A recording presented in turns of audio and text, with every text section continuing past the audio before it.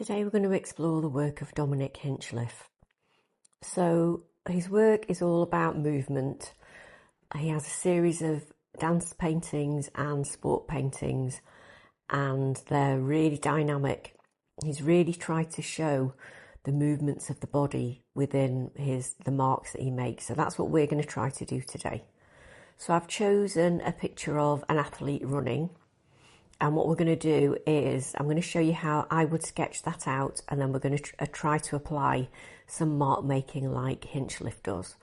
So I'm starting out with the just the basic shape. So almost like I'm drawing a stick figure. I'm just putting some lines in that show the direction of things like the spine and the arms, just very simply, but trying to get them in the right direction. So looking at the angle of the legs and then just trying to sketch that line in. So just very quickly sketching that out. So we're just trying to get the way that the body is positioned so we get that real sense of the body running. I'm just going over my line now. I'm just going to make that into more of a body shape. And when you look at Hinchliffe work, you'll see that it's an impression of the body rather than a really precise drawing of the body. But it's still in proportion, which means that it's still the right shape and right size. But he hasn't tried to draw it photographically. He's tried to just give the impression of a person running or dancing. So all I'm doing here is I'm trying to make the body a little bit more three-dimensional by putting some marks either side of the lines I've drawn.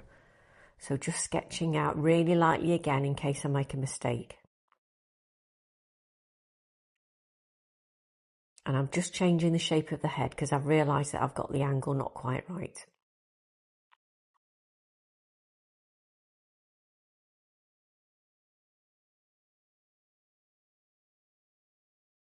Just trying to make it look a little bit more like a face.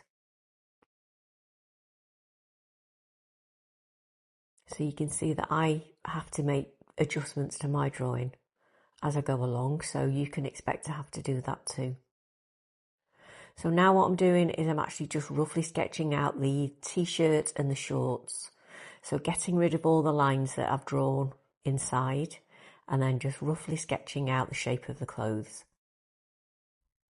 And I'm just rubbing out all the bits that you can see on the inside, all of my other previous marks. So just drawing out the shorts now.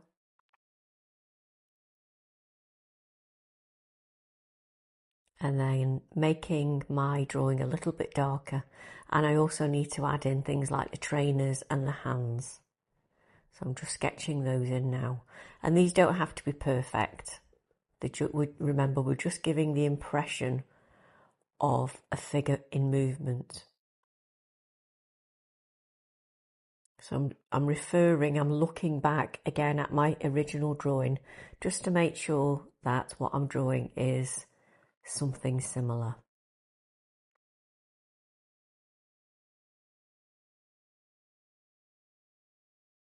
And again, just making any adjustments I feel that I need to make.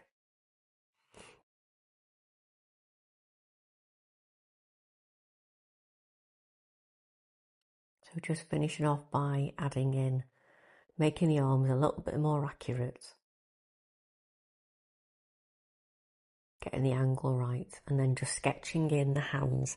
Now hands are quite hard to do, so if you have a look at his hands, they're quite simply drawn, so you don't need to spend too long on them. Again, just drawing this back arm to get that sense of it in motion.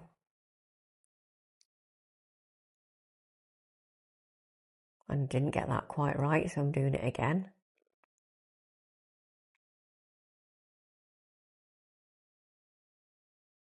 And then just sketching in the fingers as well.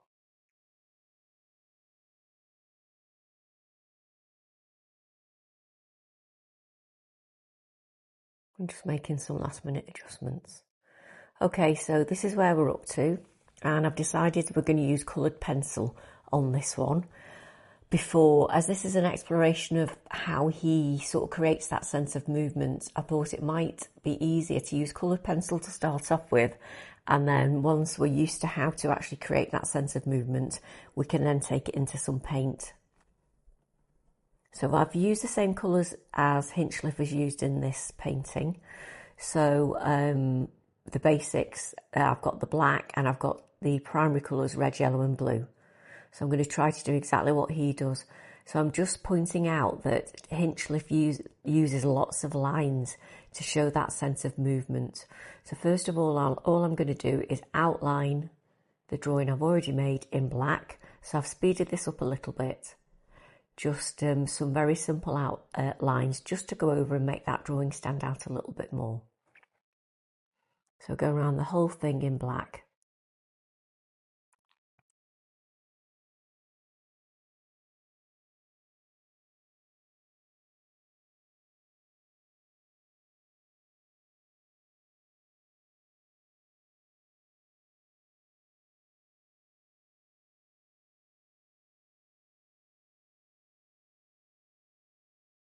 And then also adding some movement lines.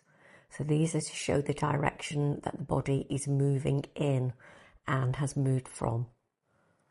Okay, so now I'm going to go in with some blue. So what I've noticed is that a lot of his movement lines are done in blue. So I'm going to add loads more lines on the body and coming off the body using this blue. If you look at where he places the blue on his this painting, it's where a lot of the movement is going to take place, not necessarily on the figure as such. So I'm just trying to put some more of these lines in to start off with.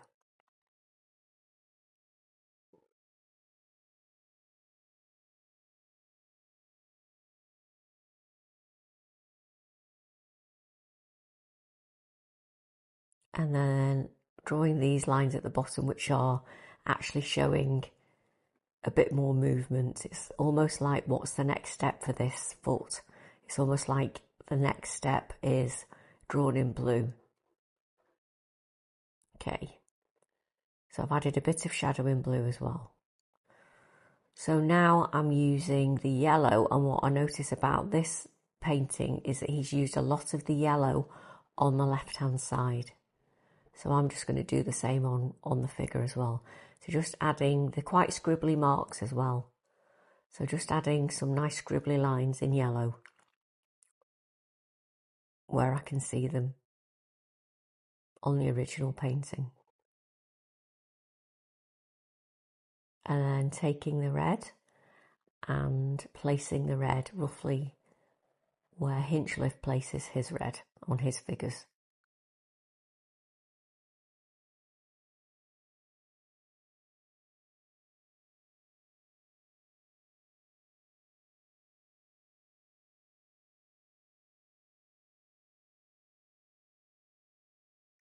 So these are like a moment in time, these paintings.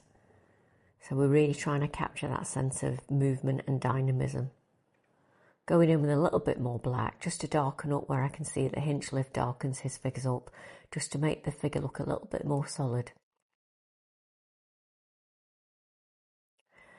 So this is the first, and I'm quite happy with that. I think next time it will be a good idea to have a go at adding the marks using paint. But it's always a good idea to practice the technique we're going to use first without the paint, so it shows a little bit more control.